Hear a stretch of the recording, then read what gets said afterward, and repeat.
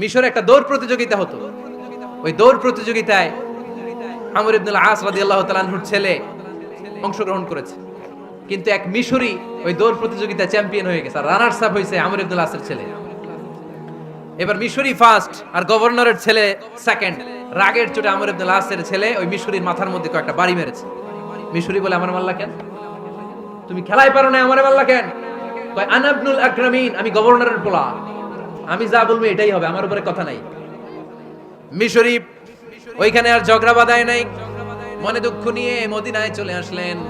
এসে বললেন, আমিরুল মুমিনিন, আপনি আমর ইবনুল আস রাদিয়াল্লাহু তাআলা আনহুকে মিশরের গভর্নর বানিয়ে পাঠিয়েছেন। একটা প্রতিযোগিতায় আমি চ্যাম্পিয়ন হয়েছি, ওনার ছেলে হয়েছে রানার আপ। কেন সে চ্যাম্পিয়ন হতে পারে নাই? এই কারণে আমার মাথায় লাঠি দিয়ে 3টা বাড়ি মেরে বিচারটা দিছে কার দরবারে? কথা বুঝেন নাই বোধহয়? ওমর ফারুকের দরবার। ওমর ফারুক বললেন, তাই আগামী বছরের অমুক তারিখ আমি সব গভর্নরদেরকে ডেকে হিসাব নিতে, ওই দিন তুই থাকবি, পারবি না? মিশরে বলে, পারবো মানে অবশ্যই পারবো। ওই দিন 7 রাজ্য থেকে 7 গভর্নর হাজির, গভর্নরদের ছেলেরাও হাজির, মিশরীয় হাজির।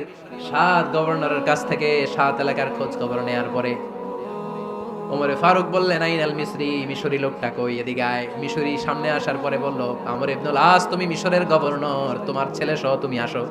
আমর ইবনুল আস এসে সামনে বসে রইলেন। এবার বললেন, ও আমর ইবনুল আসের ছেলে, তুমি নাকি ইবনুল আকরামিন গভর্নরের ছেলে, তুমি যা বলবা মিশরে নাকি তাই হবে, তোমার নাকি অনেক দাপট। নিজে একটা লাঠি এনে মিশরীর হাতে দিয়ে বলল, এবার তোর মাথায় যতটা মারছে তুই ততটা গুনে গুনে মার, আমি দেখবো। আমর ইবনুল আস দেখবে, আমর ইবনুল আসের ছেলেরে তুই এখানে মার। সে বলতেছে, থাক, আপনি বলছেন এতেই যথেষ্ট, মারা লাগবে না, আমি মাফ করে দিলাম। ওমরে ফারুক বলল, খবরদার, মার, মার ওর মাথার মধ্যে। মিশরি ওমরে ফারুকের ধমক শুনে ভয়ে ভয়ে 3টা বাড়ি মারল। এই বাড়ি মারা দেখেও ওমরে ফারুকের হৃদয় ঠান্ডা হয় নাই। লজ্জায় আমর ইবনুল আস, বয়স হয়ে গিয়েছে, সাহাবা, মাথা তখন টাক, মাথায় চুল নাই, লজ্জায় মাথাটা হেড হয়ে মাথাটা নিচু করে রেখেছে।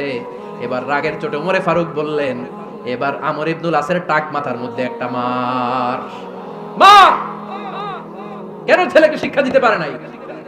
ইয়া আমর ইবনুল আস, মাতা জাআলতুমুন নাস আবিদা, তোমরা কখন মিশরীদেরকে নিজেদের দাস বানায় নিলা? ওয়াকাদ ওয়ালাদাতুম উম্মুহুম আহরারা, আর ওদের মায়েরা তো ওদেরকে স্বাধীন সন্তান হিসেবে প্রসব করেছে।